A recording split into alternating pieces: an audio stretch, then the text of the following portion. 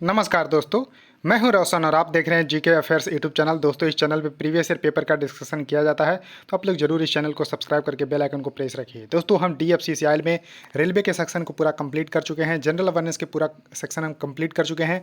तो देखिए, साइंस का ये दूसरा लेक्चर लेकर हम आए हैं डीएफसीसीआई के प्रीवियस ईयर पेपर का, तो इसको जरूर देखिएगा और अपना नोट्स भी साथ में बनाते चलिएगा। तो पेपर कब का है, तो देखिए 11 नवंबर 2018 थर्ड शिफ्ट का पेपर है, जो कि एग्जीक्यूटिव ऑपरेटिंग यानी कि स्टेशन मास्टर एंड कंट्रोलर का है।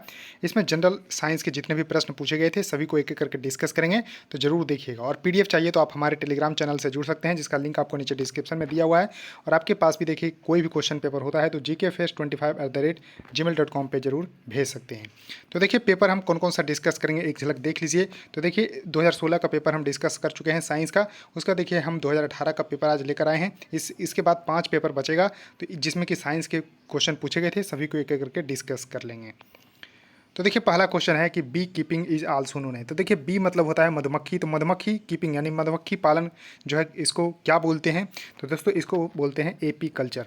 तो करेक्ट उत्तर इसका सी सही होगा। और देखिए, हिंदी में इसको मधुमक्खी पालन ही बोलते हैं, तो इंग्लिश में ही दिया लिखा रहता है एपी कल्चर, इस तरह से लिखा रहेगा। एपी कल्चर किसको बोलते हैं, तो ध्यान रखिएगा दोस्तों, एपी कल्चर जो है मधुमक्खी पालन को बोलते हैं एपी कल्चर। तो करेक्ट उत्तर इसका सी सही होगा। उसका देखिए सेरी कल्चर, तो यहाँ पर सेरी कल्चर इंग्लिश से हिंदी में डायरेक्ट लिखा रहेगा कि सेरी कल्चर जो है किसको बोलेंगे, तो रेशम के कीड़ों का पालन यानी कि रेशम के कीड़ों को पालन करने की जो यहाँ पर होती है तो उसको जो है सेरीकल्चर बोला जाता है। तो इस तरह से आपको, उसके बाद देखिए एक्वा कल्चर, तो इस तरह से आपको जलीय कृषि जो है उसको एक्वा कल्चर जो है बोला जाता है। और पीसी कल्चर जो है दोस्तों ये मत्स्य पालन को बोलते हैं। तो ये चारों जो है आपको जरूर ध्यान रखना है। तो देखिए, जलीय कृषि को एक्वा कल्चर, सेरी कल्चर होता है रेशम के कीड़ों का पालन, पीसी कल्चर होता है मछलियों का पालन, एपी कल्चर होता है मधुमक्खियों का पालन। तो इस तरह से आपको जरूर ध्यान रख लेना है। उसका देखिए नेक्स्ट क्वेश्चन है कि the common unit of measuring volume is litre, यानी कि जो वॉल्यूम यानी कि आयतन मापने की जो कॉमन इकाई है वो लीटर होती है, लेकिन उसको जो है 1 लीटर जो है किसके बराबर होती है, तो देखिए सभी यहाँ पर आपको क्लियर हो जाएगा। तो 1 लीटर बराबर होता है 1 क्यूबिक डेसीमीटर, यानी कि एक जो है यहाँ पर लीटर बराबर बात करते हैं तो 1 डेसीमीटर क्यूब होता है, यानी कि क्यूबिक डेसीमीटर होता है। तो देखिए यहाँ पर ऑप्शंस में आपको क्या कोई दिख रहा है, जी हाँ, तो इसका करेक्ट उत्तर यहाँ पर डी सही होगा, 1 डेसीमीटर क्यूब। अब क्या इसको हम सेंटीमीटर में अगर दिया रहता तो जी हाँ, यानी कि 10 सेंटीमीटर लंबा, 10 सेंटीमीटर चौड़ा और 10 सेंटीमीटर ऊंचा अगर कोई जो है यहाँ पर आपको कंटेनर है तो उसका जो है यहाँ पर 1 लीटर उसमें जो है अटेगा, यानी कि 1 लीटर जो है उसमें जो है पानी आ जाएगा। तो इस तरह से यानी कि 1000 अगर सेंटीमीटर क्यूब है तो वो 1 लीटर बराबर होता है। तो इसको जरूर ध्यान रख लीजिएगा। अब देखिए 1 लीटर को अगर मीटर में दिया रहेगा तब आपको किस तरह से, तो 0.001 मीटर क्यूब होता है। तो इस तरह से आपको सभी यूनिट में मैंने बता दिया है, इसको जरूर ध्यान रख लीजिएगा। उसके देखिए नेक्स्ट क्वेश्चन है कि निम्नलिखित में से कौन सा पादप उत्तक जो है जीवित उत्तक है, यानी कि जो प्लांट टिश्यू है वो लिविंग टिश्यू है, तो इसको जरूर ध्यान रखिएगा। तो दोस्तों इसका करेक्ट उत्तर है डी, पैरेन्काइमा इसका सही उत्तर होगा। अब देखिए स्क्लेरेन्काइमा क्या होता है, तो ये सरल अस्थाई पादप उत्तक है। ये क्या है, तो सरल अस्थाई, ये भी पादप उत्तक ही है। ये भी ध्यान रखना है कि स्क्लेरेन्काइमा और पैरेन्काइमा दोनों पादप उत्तक है, लेकिन जीवित अगर उत्तक की बात करते हैं तो पैरेन्काइमा है, जबकि यहाँ पर अस्थाई उत्तक की बात करते हैं तो ये स्क्लेरेन्काइमा है। तो इसको जरूर ध्यान रखिएगा, दोनों में कन्फ्यूजन नहीं होना चाहिए। उसका देखिए नेक्स्ट क्वेश्चन है कि खाद्य फसलों की पोषण गुणवत्ता में सुधार की प्रक्रिया को क्या कहा जाता है। तो देखिए बहुत ही चर्चा में रहता है, क्योंकि इंडिया में खास करके हम बात करते हैं तो कुपोषण की जो है कमी, कुपोषण का शिकार देखने को मिलते हैं बच्चों में। तो इस तरह से बायो फोर्टिफिकेशंस करते हैं, यानी कि खाद्य पदार्थ में जो है न्यूट्रेंट की मात्रा बढ़ाते हैं, कुछ आयरन बढ़ाते हैं, तो इस तरह से जो खनिज होते हैं उसको बढ़ाते हैं, विटामिन बढ़ाते हैं। तो इस तरह के जो है अगर हम खाद्य पदार्थों में एक्स्ट्रा कुछ चीज़ें बढ़ाते हैं तो उसको बायो फोर्टिफिकेशंस बोलते हैं। तो इसको करेक्ट उत्तर होगा बी, बायो फोर्टिफिकेशंस। इसको हिंदी में बोलते हैं जैव सुदृढ़ीकरण, जैव सुदृढ़ीकरण इसको बोलते हैं, इसको जरूर ध्यान रखना। अब देखिए बायो रेमेडिएशंस किसको बोलते हैं, इसको हिंदी में जैव उपचार बोलते हैं। तो इसमें क्या होता है कि दूषित मिट्टी और जो भूजल को साफ़ करने के लिए हम सूक्ष्म जीवों का उपयोग करते हैं। यानी कि अगर हम बात करते हैं कि मिट्टी अगर दूषित हो रखी है, भूजल अगर दूषित हो रखा है, तो उसको अगर हम साफ़ करने के लिए सूक्ष्म जीवों का प्रयोग करते हैं तो उसको बोलते हैं जैव उपचार, यानी कि जीव के द्वारा ही उसको जो है उपचार किया जा रहा है। तो इस तरह से दोस्तों इसको ध्यान रखिएगा, बहुत ही इंपॉर्टेंट है। अब उसके बाद देखिए नेक्स्ट क्वेश्चन आपके सामने है कि हाइड्रो पावर प्लांट में यानी कि जल विद्युत संयंत्रों में बिजली उत्पन्न करने के लिए पानी की किस ऊर्जा का उपयोग करते हैं। तो देखिए इसमें बहुत आपको थोड़ा सा ध्यान रखना होगा कि बांध में जो संग्रहित पानी होती है, यानी कि अगर हम डैम बना रखे हैं इसमें पानी संग्रहित होती है तो उसमें जो है स्थितिज ऊर्जा होती है। तो स्थितिज ऊर्जा ही इसका सही उत्तर होगा, यानी कि पोटेंशियल एनर्जी। और इसको जो है पोटेंशियल एनर्जी को फिर क्या करते हैं कि टरबाइन के माध्यम से इसको काइनेटिक एनर्जी में बदलते हैं, यानी कि पोटेंशियल एनर्जी को जो है काइनेटिक एनर्जी में, और उसके द्वारा फिर जो है आपको ध्यान रखना है कि फिर मैकेनिकल एनर्जी यानी कि यांत्रिक ऊर्जा में उसको बदल दिया जाता है। तो फिर जो है यहाँ पर आपको ध्यान रखना है कि मोटर वगैरह चलता है, तो इस तरह से आपको ज़रूर ध्यान रख लेना है। तो यहाँ पर स्थितिज ऊर्जा इसका सही उत्तर हो जाएगा। उसके देखिए नेक्स्ट क्वेश्चन है कि दैनिक जीवन में उपयोग किए जाने वाले खाद्य पदार्थों में कौन सा जो है कार्बन का यौगिक नहीं है। तो देखिए खनिज तेल है, ये जटिल कार्बनिक यौगिक होते हैं, यानी कि लॉन्ग जो है यहाँ पर लंबी कार्बन श्रृंखला की यहाँ पर होती है, तो खनिज तेल है। घी भी है, ये भी आपको लंबी कार्बन श्रृंखला की ही देखने को मिलती है। टेबल शुगर, अगर हम टेबल शुगर की बात करते हैं तो इसका अगर हम सूत्र ही देख लेते हैं तो C12H22 और O11 होता है। तो देखिए कार्बन इसमें है तो कार्बनिक यौगिक है ये। नमक की बात करते हैं तो इसका होता है NaCl। तो क्या इसमें जो है कार्बन देखने को मिलता है? नहीं। तो ये कार्बनिक यौगिक जो है नहीं है, इसको जरूर ध्यान रख लीजिएगा। उसके देखिए नेक्स्ट क्वेश्चन है कि रोगी के दांतों की बड़ी छवि देखने के लिए दंत चिकित्सक, यानी कि जो यहाँ पर बात करते हैं कि जो डेंटिस्ट होते हैं वो कौन सा जो है यहाँ पर आपको मिरर का उपयोग करते हैं। तो देखिए मिरर होता है अभिसारी, यानी कि अवतल दर्पण। तो ध्यान रखना है, इसको हिंदी में बोलते हैं अवतल दर्पण, यानी कि कॉनकेव मिरर या फिर अभिसारी जो है मिरर या फिर अवतल दर्पण। तो इसका जो है प्रयोग करते हैं, इसको जरूर ध्यान रखना है कि यहाँ पर दर्पण का प्रयोग करते हैं तो अवतल दर्पण का प्रयोग करते हैं रोगी के दांतों को बड़ी छवि देखने के लिए जो दंत चिकित्सक होते हैं, यानी कि आपको डेंटिस्ट होते हैं वो। अब देखिए पृथ्वी के वायुमंडल में सबसे प्रचुर मात्रा में कौन सी गैस पाई जाती है। तो देखिए अगर हम बात करते हैं कि हवा, तो हवा क्या होता है, एक मिक्सचर होता है, यानी कि मिश्रण होता है जिसमें कि नाइट्रोजन की बात करते हैं तो 78% करीब। उसके बाद ऑक्सीजन की बात करते हैं, O2 की बात करते हैं तो 21% के आसपास। उसके बाद हम बात कर लेते हैं आर्गन, तो आर्गन होता है 0.93 और कार्बन डाइऑक्साइड CO2 की बात कर लेते हैं तो होता है, आपको ध्यान रखना है 0.036।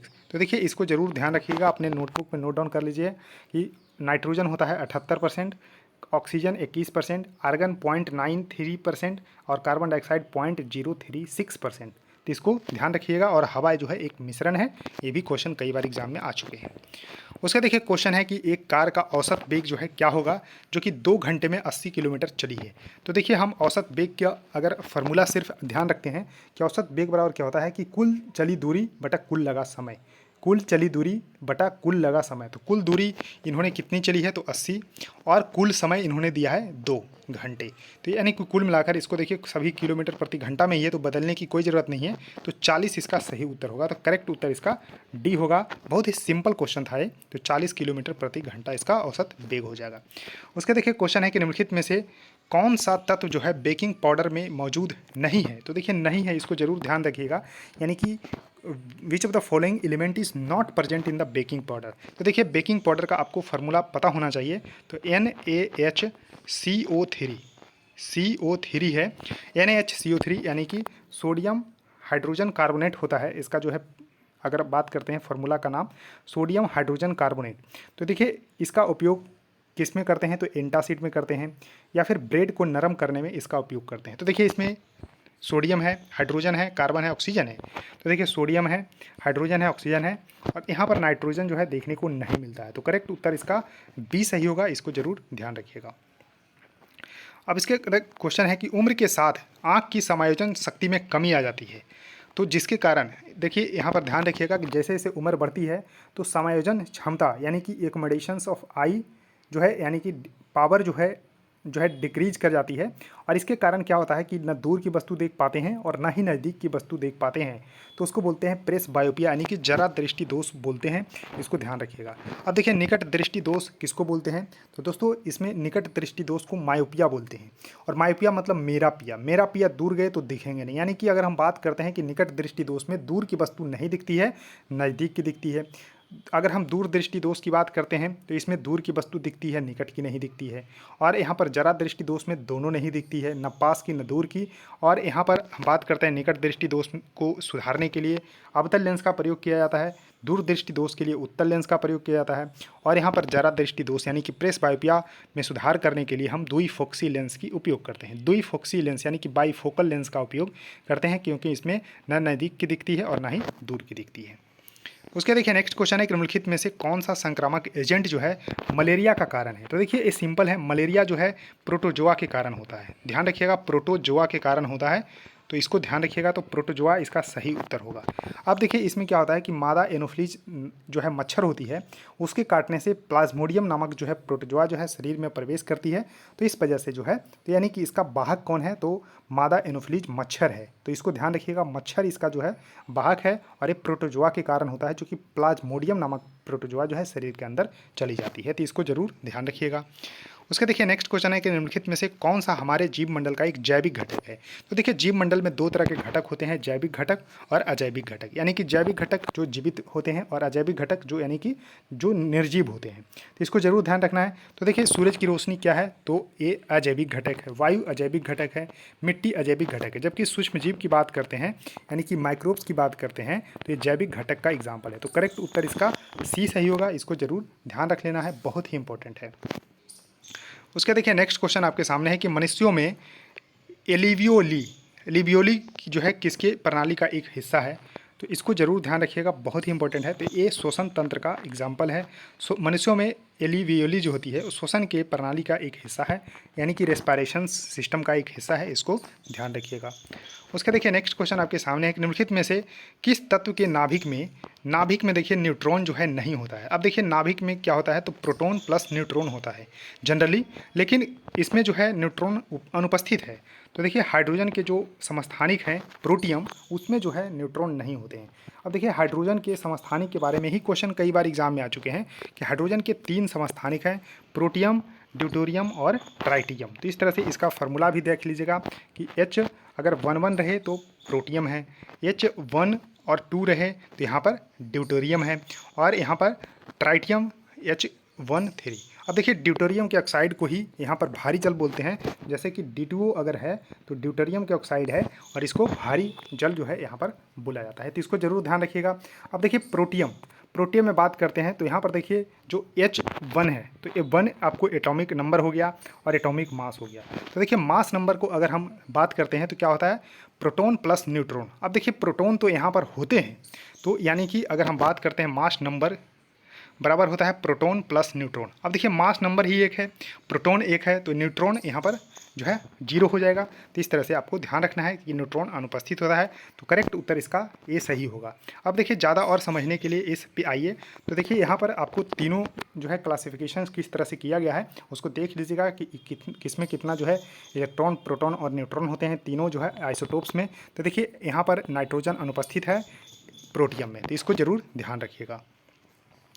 अब देखिए क्वेश्चन है कि आधुनिक आवर्त सारणी किसी तत्व के निम्नलिखित में से किस गुण पर आधारित होते हैं। तो जो आधुनिक आवर्त सारणी जिसके मोस्टली जो है प्रतिपादक माने जाते हैं, तो इसमें जो है एटॉमिक नंबर यानी कि परमाणु संख्या के बढ़ते क्रम पे सजाया गया है। इस तरह से अगर हम बात करते हैं कि यहाँ पर पीरियोडिक टेबल है, तो यानी जो आवर्त होते हैं यानी कि जो लेटे हुए होते हैं, हॉरिजॉन्टल लाइन होते हैं, उसको जो है आवर्त बोलते हैं, यानी कि पीरियड बोलते हैं। तो इसमें जो है एटॉमिक नंबर के बढ़ते क्रम में इसको जो है रखा गया है। और अगर हम बात करते हैं कि इसमें पीरियड कितने होते हैं, तो 7 होते हैं, यानी कि 7 आवर्त होते हैं। और वर्ग कितने होते हैं, यानी कि ग्रुप तो 18 होते हैं। एक क्वेश्चन कई बार आ चुके हैं। तो देखिए जो हॉरिजॉन्टल लाइन होते हैं यानी उसको बोलते हैं आवर्त, और वर्टिकल लाइन को ग्रुप बोलते हैं, जो कि 18 है। तो इसको जरूर ध्यान रखिएगा। और देखिए मेंडलीव का जो आवर्त सारणी है उसको जो है एटॉमिक मास के आधार पे जो है रखा गया था। तो अगर मेंडलीव होता तो एटॉमिक मास, अगर मोस्टली यानी कि जो आधुनिक परमाणु आवर्त सारणी है वो एटॉमिक नंबर के आधार पर सजाया गया है। उसके बाद नेक्स्ट क्वेश्चन है कि अमोनिया को नाइट्रेट में परिवर्तित करने की प्रक्रिया क्या कहलाती है? तो उसको नाइट्रीकरण बोलते हैं। करेक्ट उत्तर इसका डी सही होगा, इसको जरूर ध्यान रख लीजिएगा, बहुत इंपॉर्टेंट है। उसके बाद देखिए नेक्स्ट क्वेश्चन आपके सामने है कि निम्नलिखित में से कौन सा जो है समाधान जो है अम्लीय नहीं है? तो देखिए अम्लीय यानी कि पीएच स्केल की बात करते हैं तो 7 को हम मानते हैं न्यूट्रल, 7 को न्यूट्रल मानते हैं जो कि शुद्ध जल का होता है। 7 से अगर कम होती जाएगी तो एसिडिक नेचर का होता है, और 7 से ऊपर जाएगा तो बेसिक नेचर तक होता है। 0 से 14 तक इसका चलता है। अब देखिए खून, तो खून का होता है 7.4 होता है। तो देखिए यही जो है करेक्ट उत्तर होगा। खून जो है अम्लीय प्रकृति का नहीं है, ये बेसिक प्रकृति। नल का जल जो है यानी कि टैप वाटर जनरली जो है एसिडिक नेचर का होता है। सिरका जो है यहाँ पर आपको यानी कि विनेगर जो है वो एसिडिक नेचर का होता है। और इसका हम बात करते हैं नींबू का रस का होता है 2.4, तो ये वेरी जो है एसिडिक नेचर का होता है, इसको ध्यान रखिएगा। अब देखिए नेक्स्ट क्वेश्चन है कि चार्ल्स डार्विन ने किसका विचार दिया था? तो देखिए चार्ल्स डार्विन ने विकास यानी कि इवोल्यूशंस का विचार यहाँ पर दिया था। उन्होंने जो है अपनी पुस्तक एक लिखी थी, जरूर ध्यान रखना है, बहुत इंपॉर्टेंट है, ऑरिजिन ऑफ स्पीसीज़ के नाम से। ऑरिजिन ऑफ स्पीसीज़ पुस्तक के नाम पे इन्होंने जो है लिखी थी और उसको पब्लिश किया था 1850 में, यानी कि 1850 में पब्लिश पुस्तक इनकी थी द ऑरिजिन ऑफ स्पीसीज़। इसमें इन्होंने इवोल्यूशंस और जो है सर्वाइवल ऑफ द फिटेस्ट नामक जो है थ्योरी इन्होंने दिया था। और इसके लिए इन्होंने मटर पौधे का उपयोग किया था। किस पौधे का उपयोग किया था? तो मटर पौधे का। इसलिए इनको जो है फादर ऑफ जो है इवोल्यूशंस बोला जाता है। यानी कि यहाँ पर आपको ध्यान रखना है, तो करेक्ट उत्तर इसका इवोल्यूशंस यानी कि विकास इसका सही उत्तर होगा, ध्यान रखिएगा। उसके देखिए नेक्स्ट क्वेश्चन है कि न्यूटन के निम्नलिखित में से कौन सा नियम जो है गोली चलाने पर बंदूक के पीछे हटने की व्याख्या करता है? तो देखिए न्यूटन का जनरली 3 नियम माना जाता है, फर्स्ट लॉ, सेकंड लॉ और third law. First law of जो न्यूटन होता है उसको लॉ ऑफ इनर्शिया के नाम से भी जानते हैं, यानी कि जड़त्व का नियम भी जानते हैं। और दूसरे नियम से क्या बल की व्यंजक जो है प्राप्त होती है, यानी कि F इजकल टू जो ma निकलती है वो जो है न्यूटन के दूसरे नियम से निकलती है। और थर्ड नियम कहती क्या है कि for every action there will be equal and opposite reaction, यानी कि प्रत्येक क्रिया के लिए बराबर जो है यानी बराबर और विपरीत प्रतिक्रिया होती है। तो देखिए जब गोली चलती है तो बंदूक पीछे हटती है, तो गति के तीसरे नियम की आपको परिभाषित करती है। तो करेक्ट उत्तर इसका बी सही होगा, इसको जरूर ध्यान रखिएगा। उसके देखिए नेक्स्ट क्वेश्चन है कि गुरुत्वाकर्षण के नियम, तो गुरुत्वाकर्षण के नियम के अनुसार क्या होता है? तो गुरुत्वाकर्षण के नियम की अगर हम बात करते हैं तो इसके अनुसार पृथ्वी और चंद्रमा एक दूसरे को आकर्षित करते हैं। तो करेक्ट उत्तर इसका बी सही होगा। दोनों पिंड जो है एक दूसरे को आकर्षित करते हैं, यानी कि पृथ्वी भी और चंद्रमा भी। तो गुरुत्वाकर्षण के नियम यही बोलता है। अब देखिए गुरुत्वाकर्षण के नियम इस तरह से आप परिभाषित कर सकते हैं। दो पिंड है जैसे कि एक पृथ्वी और एक चंद्रमा, दोनों एक दूसरे के प्रति खींचते हैं। तो F1 बराबर F2 होता है और इसका वैल्यू ध्यान रखिएगा G m1 m2/r² होता है। और r इन दोनों के बीच की दूरी होती है जो कि व्युत्क्रम में स्क्वायर होता है। और इस g का वैल्यू होता है यानी कि ग्रेविटेशनल कांस्टेंट इसको बोलते हैं, गुरुत्वाकर्षण नियतांक बोलते हैं। इसका वैल्यू जरूर ध्यान रखिएगा 6.67 × 10⁻⁻11 न्यूटन मीटर स्क्वायर प्रति kg स्क्वायर होता है। तो इसको तो नोट डाउन करके रख लीजिए कि गुरुत्वाकर्षण नियतांक का वैल्यू क्या होता है। कभी कभी इसके यूनिट भी पूछा जाता है, तो 6.67 × 10⁻⁻11 न्यूटन मीटर स्क्वायर प्रति kg स्क्वायर होता है। उसका देखिए नेक्स्ट क्वेश्चन है कि पशु कोशिका में निम्नलिखित में से कौन सा अनुपस्थित होता है?